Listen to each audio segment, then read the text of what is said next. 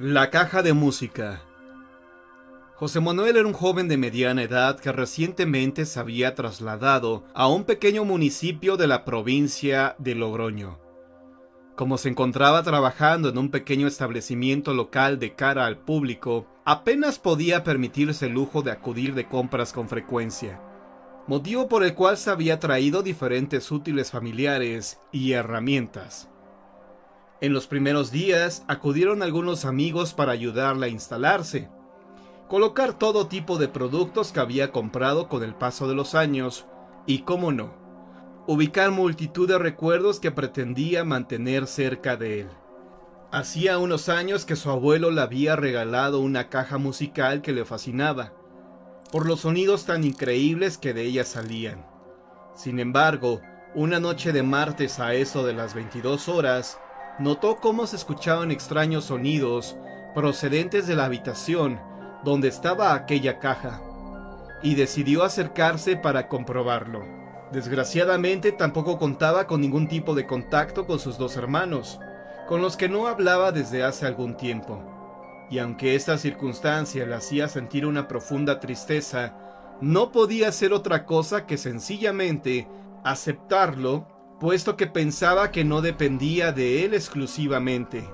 Mientras caminaba por el pasillo estrecho en dirección a la caja musical que tantos bonitos recuerdos traía a su mente, sintió un gran escalofrío como consecuencia de las circunstancias, aunque no le dio mayor importancia y prosiguió su camino hacia la habitación. El joven José Manuel quedó realmente sorprendido tras abrir la puerta de la habitación donde estaba la caja de música. De hecho, aunque sus ojos no daban verdaderamente crédito de lo que estaba sucediendo, se quedó completamente paralizado al ver cómo una sombra estaba sentada sobre ella. Aunque en un principio sintió cierto anhelo, puesto que pensó que se trataría de su abuelo desaparecido hace ya algunos pocos años. Cuando la sombra lo vio, comenzó a acercarse a él, y entonces entendió que para nada se trataba de ningún familiar ni nada parecido.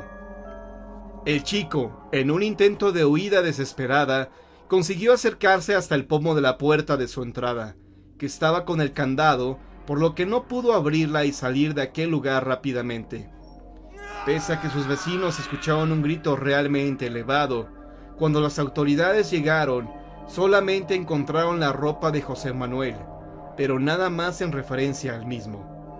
Ahora los nuevos inquilinos del piso afirman ver deambular un joven con el semblante triste, aunque piensan que solamente son malas jugadas de su imaginación. El diario de César.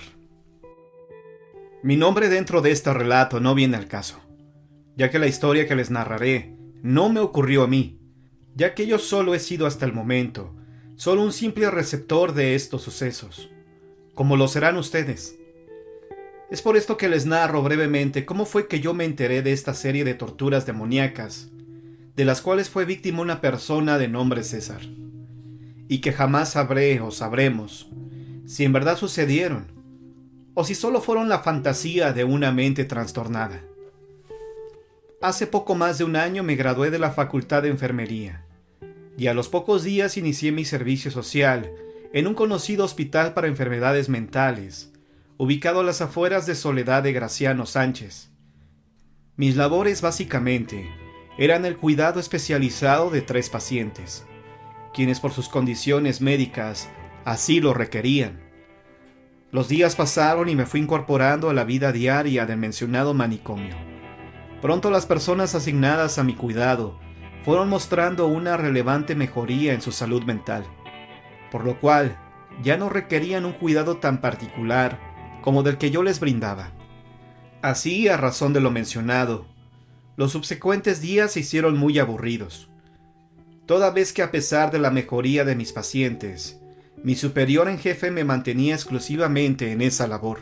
Un buen día que me encontraba sin hacer nada, mi jefe me pidió que me encargara de deshacerme de las pertenencias de pacientes fallecidos que no fueron reclamados por los interesados. A pesar de que dicha tarea no estaba encaminada a la misión de mi servicio social, de buena gana acepté, simplemente porque estaba aburrido y quería hacer algo. En cuanto llegué al almacén, de cual tenía que sacar todo lo no reclamado por familiares de los pacientes ya fallecidos, revisé unos informes del mismo. Para esto nos basamos en pertenencias que llevaran por lo menos 5 años sin haber sido demandadas. En este caso había un listado del año 1998 al año del 2003. Ese no había sido desechado en el tiempo indicado por las políticas del hospital, así que existían ya muchas cosas inservibles. En pocas palabras, basura. Cuando empecé a deshacerme de todo lo que me quedaba más cerca, fue haciéndose más espacio en el lugar, hasta que en un espacio reducido logré ver una caja de tamaño mediano, sellada con varias vueltas de cinta canela, la cual por todos lados con plumón negro decía César, César, César. Tal hecho captó mi atención, y dejando a un lado mis principios de intimidad al paciente, opté por abrir la caja, que se encontraba ahí tan refundida como si alguien deseara jamás fuera hallada. Así que tomé un cúter y lentamente rompí los sellos impuestos por la cinta canela. Es en ese momento que me arrodillaba para abrir la caja, y de la nada fui arrojado con una fuerza tremenda que caí al suelo. Cuando apenas podía incorporarme frente a mí, una sombra pasó a la vista de mis ojos. Estaba confundido por el golpe, por lo que salí lo más pronto que pude, además del impresionante susto que me había provocado esa experiencia. Cuando cerraba la puerta, claramente sentí cómo alguien se puso justo atrás de mí, y por medio de mi oído pude escuchar su agitada respiración. Al mismo tiempo no podía mover mi cuerpo. Fue cuando lo que estaba atrás de mí me susurró: «Lárgate, tonto, y no te acerques otra vez por aquí». Al momento dejé de sentir dicha presencia, y me retiré del lugar, sin decir nada de lo ocurrido a mis compañeros. Dentro de mí era acometido por un sinfín de dudas, de preguntas. ¿Qué sería lo que viví? ¿Por qué ese almacén tenía tanto sin ser limpiado?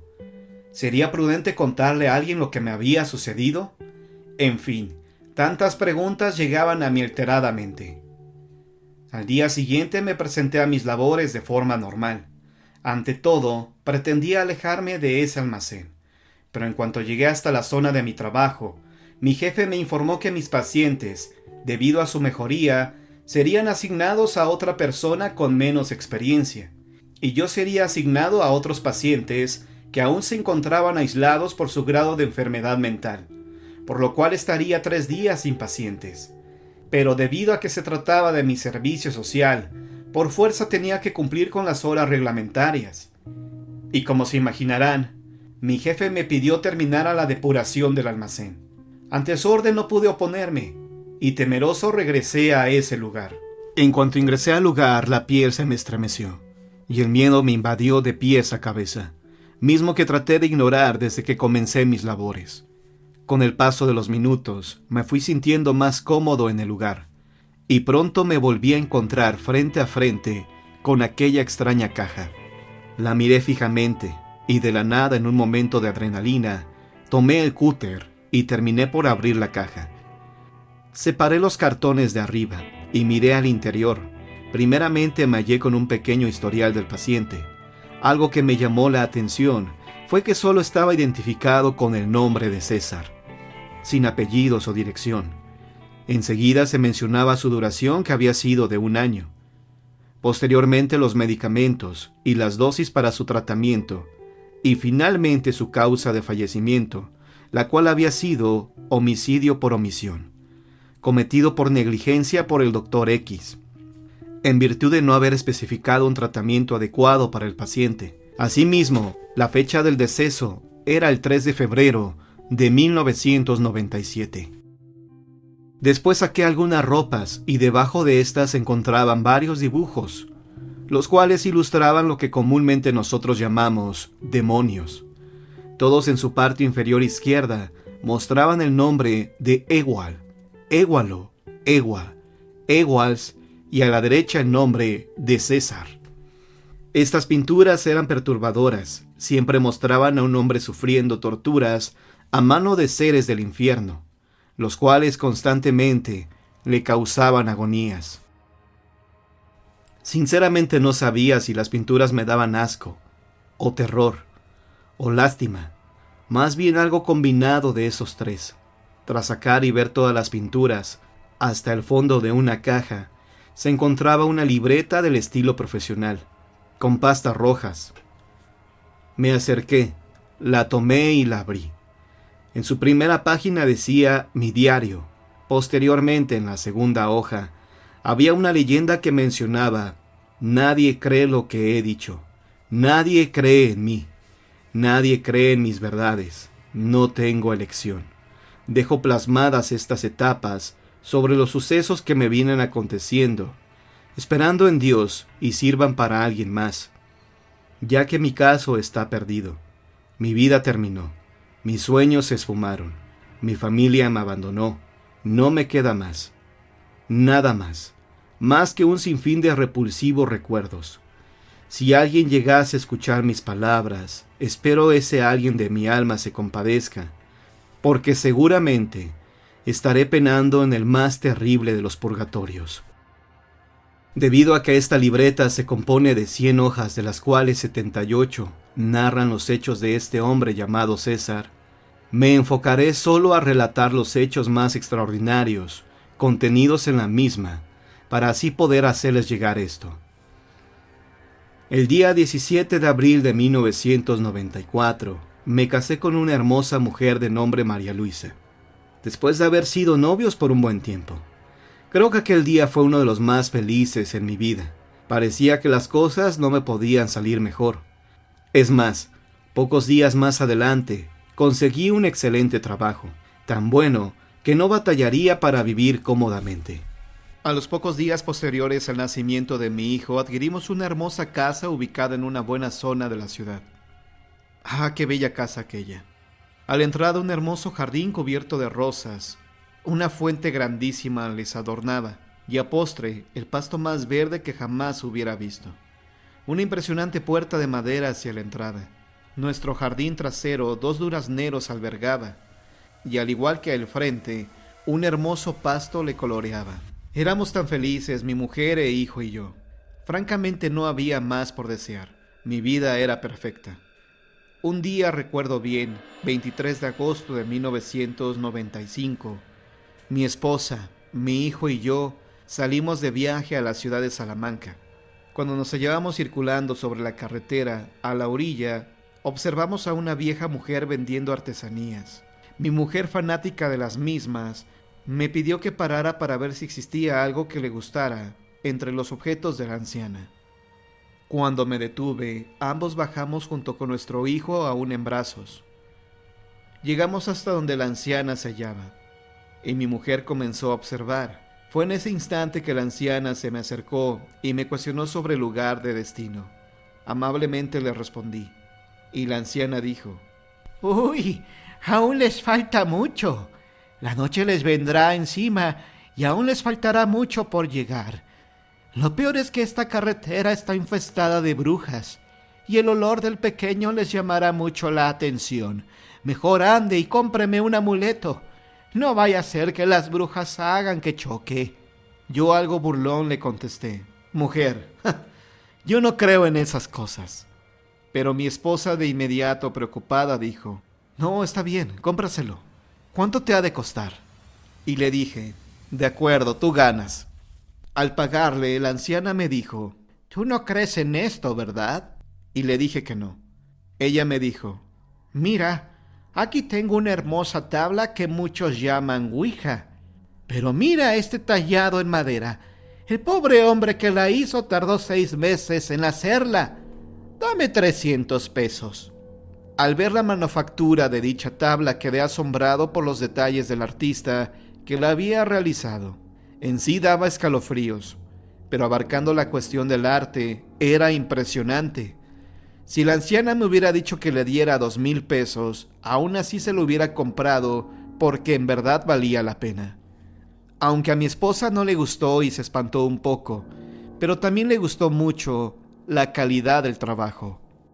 Después de 3 semanas regresamos a casa y lo primero que hice fue colocar la tabla como adorno en la sala sobre una mesa de centro. Le proporcionaba un estilo singular de elegancia a mi sala. Es más, mi esposa quedó fascinada. Un día 5 de octubre de 1995, recibimos a unas amistades de largo tiempo en nuestra morada. Al recibirlos en la sala, lo primero que les llamó la atención fue la ouija, preguntándonos si la usábamos. Con risa mi mujer y yo les contestamos que solo era un adorno. Agregué, ni siquiera creemos en esas supersticiones. Mi amigo dijo, bueno, yo sí respeto esas cosas, pero no soy creyente de aquello. Fue cuando la esposa de mi amigo nos dijo a los tres, ¿y si la jugamos? He escuchado cómo es que se juega. Al fin solo vamos a ver qué pasa. Todos espontáneamente reímos, y yo tomé la ouija y la abrí. Cuando mi amigo observó algunas escrituras grabadas en la madera, eran varios nombres todos de demonios. Y yo dije, bueno, ¿a cuál quieren? Riendo, por supuesto. Mi amigo dijo, ¿qué te parece ese llamado Ewald? Y dijimos todos, está bien. Mi amigo tomó la ouija y dijo, Ewald, yo te invoco para que me hagas el amor. Claro, jugando. Todos reímos. Y mi amigo la tomó y dijo, Ewald, te invoco para que me laves mi coche. Todos sucesivamente seguimos bromeando, y nada pasó. Así que pensamos que todos los rumores sobre esta tabla eran mentira. Ya avanzada la noche, nuestros amigos se retiraron a su casa. Y mi mujer y yo nos retiramos a dormir, cuando ya en la madrugada sonó nuestro teléfono. Al contestar me percaté que se trataba de mi amigo, que me decía que había llegado bien, y que a ver si pronto nos volvíamos a reunir para volver a bromear con Ewald. Ambos reímos y nos despedimos. A la mañana siguiente recibí una llamada de la oficina. Me informaron que mi amigo y su esposa, que la noche anterior habían estado en mi casa, habían fallecido. Yo atónito les dije, ¿pero cómo? ¿Qué les pasó? Si apenas anoche, como a las 5 de la madrugada, él me habló diciéndome que había llegado con bien a su casa. El tipo de la oficina, asombrado, me respondió, eso no es posible. Según el parte de tránsito, el accidente que les provocó el fallecimiento fue a las 3 de la madrugada. Bueno, olvídalo. Seguramente soñaste. El funeral va a ser en la funeraria contratada por la empresa. Sí sabes cuál, ¿verdad? Le respondí, sí, claro, nos vemos ahí. De inmediato fui hasta donde estaba mi esposa. Le conté lo sucedido, pero ambos estábamos perplejos, ya que él me había hablado a las 5 de la mañana. Aún más miedo me dio por lo que hablamos, bromeando sobre aquel ente demoníaco, Ewald. Ese día por la noche, cuando ya dormíamos, me vi súbitamente despertado por el incesante gemido de un gato que parecía llorar. Bajé a la cocina por un vaso con agua, cuando de pronto, al mirar a la sala, se hallaban ahí sentados mis dos amigos ya fallecidos, y totalmente desfigurados, con el rostro lleno de sangre, y rodeados de pequeños demonios, que parecían bailar a su alrededor. No sé si era mi conciencia, pero algo me decía que lo que veía era real y no una alucinación. Entre pensamientos, uno de estos demonios se me acercó, me miró y con su dedo me apuntó, y después miró hacia donde estaban los cuerpos de mis amigos. Jamás me di cuenta hasta que lo intenté, de que no podía moverme. Enseguida un concierto de lamentos infernales se hicieron presentes, y olores pútridos abarcaron mi hogar. Al instante, de un momento a otro, todo se fue. Todo regresó a la normalidad. Excepto algo. Los sillones de la sala estaban cubiertos de sangre, justamente donde vi sentados a mis fallecidos amigos. Al momento mi mujer bajó, ya que ella también escuchó los perturbadores lamentos y olió las pútridas pestilencias. Y sorprendida, al igual que yo, observó los muebles bañados en sangre y me preguntó sobre lo sucedido, por lo que yo le conté todo lo que había visto.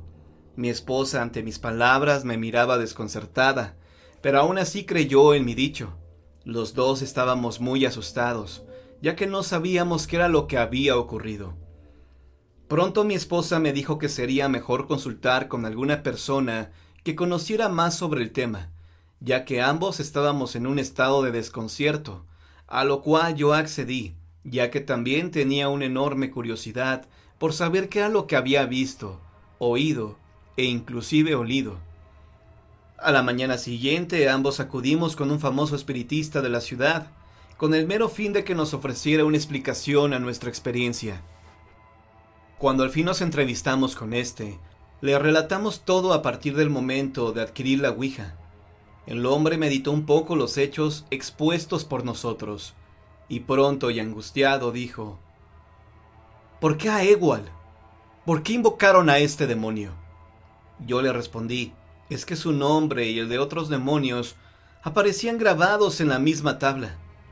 El espiritista desconcertado respondió: hubiera sido mejor que invocaras a Satán, que haber invocado a Ewald, el demonio de la locura. Y esa anciana no era una anciana, era una bruja, al servicio de los demonios que aparecen mencionados en la supuesta ouija, que en sí no es una ouija, sino una herramienta de invocación para esos demonios. Lo peor del caso es que tus amigos y tú lo hicieron enojar. Por lo menos a los otros dos les quitó la vida muy pronto, pero a ti, amigo, creo que te espera una muy cruel tortura. Sugiero se separen, ya que usted, señor César, es un peligro para su esposa y su hijo. Indignado me levanté y salí de la habitación, y después mi esposa y ambos nos retiramos. Esa noche apenas entrábamos a casa y de pronto un enorme pájaro negro nos pasó volando por encima de la cabeza, y tras de él, con un listón amarrado a sus garras, dos cabezas que goteaban sangre. Hasta una de esas gotas de sangre cayó en las ropas de mi hijo. Nos internamos en la casa y en los escalones habían gallinas negras, sin vida. Al llegar hasta nuestra habitación, unos seres infernales ya nos esperaban impacientes. En cuanto los vimos, estos querían atacar a mi esposa e hijo, pero no con la fuerza, solo se acercaban y absorbían sus energías. A partir de esa noche se hizo común ver en la casa sombras oscuras que toda la noche se la pasaban desfilando por toda la casa. Asimismo aparecían dentro de la casa animales sin vida. Los días pasaron y pronto mi esposa sintió más miedo, y ya estaba harta de lo que ocurría, y pasó lo que ya esperaba por todo lo que nos venía pasando, y puesto que solo sucedía cuando estaba cerca. Mi esposa decidió dejarme sin decirme nunca a dónde se fue. A partir de ese día, 12 de noviembre de 1995, jamás volví a saber nada de mi hijo y de mi esposa. Después, todo lo que había un día sido perfecto, se comenzó a volver un infierno. Las noches siempre eran un tormento. En una sola noche, un olor pútrido invadía la habitación. Era un olor como a humano fallecido. Incluso a veces encontraba pedazos de piel y de carne al amanecer. Asimismo, en la misma noche experimentaba temperaturas de los 50 grados centígrados, a lo menos 10 grados. Pero no solo eso, también era víctima de terribles picazones. La comezón era tal que me tenía que tallar con los muros. Jamás podré expresar la desesperación que sentía ahora. Jamás podré expresar la desesperación que siento aún ahora. Los dolores de cabeza, los dolores en mi espalda, los dolores en mis articulaciones. Todo cada día empeora. Esto pronto lo notó mi jefe, ya que mi rendimiento disminuyó considerablemente, y pronto, así como mi familia, perdí mi empleo. Pero las torturas continuaban sin cesar. Cada día son más atroces. He intentado quitarme la vida en muchas ocasiones, pero esos demonios en nombre Ewald no me dejan. Quieren verme sufrir aún más. He intentado orar, pero no puedo. Con solo tocar la Biblia o mencionar una oración, siento que se me quema el estómago y las manos. Fue así que un día 29 de enero de 1996, ya caída la tarde, los demonios comenzaron a llegar para hincar sus torturas. Desesperado, salí corriendo por las calles implorando ayuda, pero las personas me miraban como un pobre loco. Por más que les pedía auxilio, nadie siquiera me tendía la mano, mientras a mi alrededor esos seres se burlaban al ver que nadie me ayudaba. Fue cuando varios policías llegaron hasta mí, y en lugar de ayudarme me golpearon y me trajeron a este maldito manicomio. Ya les he dicho que no estoy loco, pero nadie me cree. ¿Y cómo irían a creerme si soy paciente de un manicomio? Lo peor es que las torturas continúan. Ellos piensan que yo me corto, que yo me hiero, que yo me daño. Pero esos malditos demonios que siempre me siguen y me seguirán hasta que pierda la vida, son los causantes de todo este mal. El doctor todos los días me suministra medicamentos que solo me entorpecen y que no necesito, por más que le he dicho y relatado una y otra vez mis padecimientos. Él no me cree y sinceramente lo comprendo, ya que si yo estuviera en su lugar, tampoco lo creería. No creería nada a mi paciente lunático que me contase historias extraordinarias de demonios. Ya no sé qué hacer. El tiempo pasa. No sé qué día es, ni siquiera qué año o cuánto tiempo llevo aquí. Lo único que pasa aquí es que aún sigo siendo víctima de torturas. Ahora a mi lado en la silla siempre se halla un demonio, el cual me tortura hasta en los sueños. Lo que he experimentado me ha terminado. Ojalá y hubiera fallecido tan pronto como mis amigos. Ojalá no me hubiera parado a comprar esa ouija. ¿Qué hago? Y ya no me queda más. No puedo recordar algún momento feliz en mi vida. Es como si todo lo bueno que viví, los demonios lo hubieran borrado, con el objeto de que ni siquiera en mi mente haya refugio o esperanza alguna. Oh, Dios mío, ayúdame. Aquí termina el diario. La última fecha inscrita en el mismo es del 19 de diciembre de 1996. Aunque sigue, pero ya sin fechas. Y la última hoja, tal vez, creo yo, se escribió el mismo día que falleció, que fue un 3 de febrero de 1997. Es imposible poderles hacer llegar todo lo que dice el diario. Tuve que omitir muchas cosas para podérselos narrar, aunque aquí no terminaron las cosas.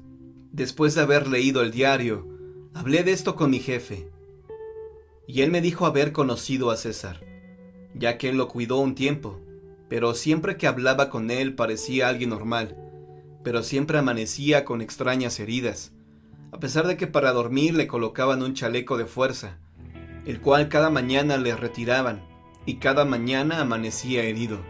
Finalmente su deceso se debió a la indebida y excesiva suministración de medicamentos que le dio su doctor.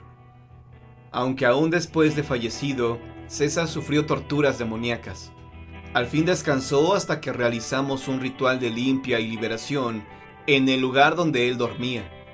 Al día siguiente apareció una carta en la recepción que decía: «Gracias por extenderme una mano. Al fin descanso. Atentamente, César». Finalmente les dejo esto que dice, de voz de San Pedro: «Dios no perdonó a los ángeles que pecaron, sino que los encerró en las cavernas tenebrosas, arrojándolos al infierno. No hay arrepentimiento para ellos después de la caída, como no hay arrepentimiento para los seres humanos después del deceso». Y el Catecismo nos dice que no fue por defecto de la misericordia divina que el pecado de los ángeles caídos no fuera perdonado, sino debido al carácter irrevocable de su elección. Este fue el diario de César. Espero que te haya gustado.